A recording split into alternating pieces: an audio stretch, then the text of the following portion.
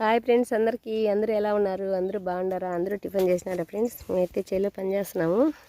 చూడండి, బొప్పాయి చెట్లు అయితే అన్నీ అయితే ఇలా కాపు బట్టల ఫ్రెండ్స్, కొన్ని పక్కా పట్టినాయి. చెట్లు బూడ్చినాల నుంచి చూపించిన కదా నేను. చూడండి, ఇప్పుడైతే ఇలా ఉన్నాయి ఫ్రెండ్స్ మా బొప్పాయి చెట్లు. ఈ చెట్టు అయితే బాగుంది, కానీ ఈ చెట్టుకి అయితే అస్సలు బుట్టలా. చూడండి, కోతిలాగా పెరిగిందే కానీ ఒక్క కాయ అయితే పుట్టలేదు. అన్నీ ఇలా పుడితే రైతుకైతే బాగుంటుంది ఫ్రెండ్స్, కానీ అన్నీ అయితే ఇలా పుట్టలేదు. కొన్ని చెట్లు అలా పుట్టినాయి, కొన్ని చెట్లు అయితే చూడండి ఎంత హైట్ పోయినా కూడా ఒక్క కాయ లేదు, పూత లేదు, పిండి లేదు, ఈ విధంగా ఉన్నాయి. ఈ చెట్టు కూడా కొంచెం పర్వాలేదు, ఈ చెట్టు పర్వాలేదు. ఈ చెట్టు చూడండి, ఈ చెట్టు ఇలా ఉంది. ఆ చెట్లు రెండు చెట్లు అయితే అస్సలు ఒక్క పూత లేదు, పిండి లేదు, ఈ విధంగా ఉన్నాయి ఫ్రెండ్స్ మా చెట్లు. చూడండి, నేను చెట్లు బూడ్చిన నుంచి చెట్లు బూడ్చే రోజు కూడా వీడియో పెట్టినాను. ఇదైతే ఎంత పెద్ద చెట్టు అయిందే కానీ పూత లేదు, పిండి లేదు. గడ్డి అయితే మస్తుగా పడింది ఫ్రెండ్స్. చూడండి, దున్నేదానికి కూడా లేదు. ఇదంతా ఇంకా చేత్తో పెరికేసుకోవాల్సిందేను.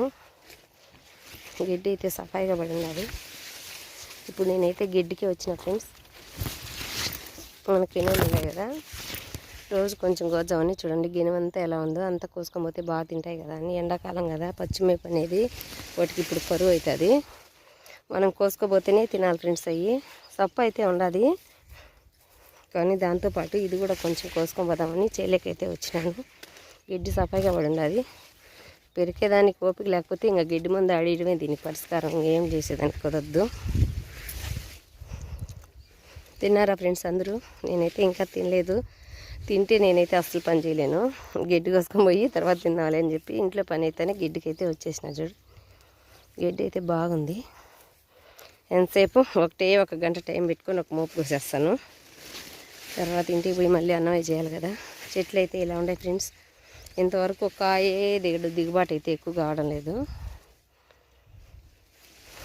చూడండి మా బొప్పాయి చెట్లు ఎలా ఉన్నాయో. అడవిలో అయితే అంటి చెట్లు అన్నీ పడిపోయినాయి ఫ్రెండ్స్. అస్సలు కాయలే, కత్తి పెట్టి కాయలే కొట్టలేదు, కొట్టకుండానే అన్నీ పడిపోయినాయి.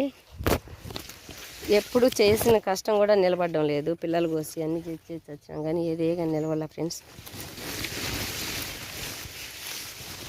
మన కష్టానికి ప్రతిఫలం అనేది రైతుకి ఎప్పుడో వచ్చేది తెలియడం లే.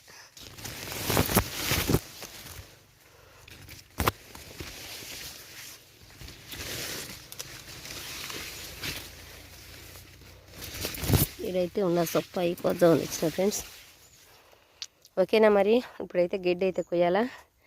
ఓకే ఫ్రెండ్స్, నచ్చితే ఒక చిన్న లైక్ చేయండి, షేర్ చేయండి, సబ్స్క్రైబ్ చేయండి. బాయ్. మరి గడ్డి అయితే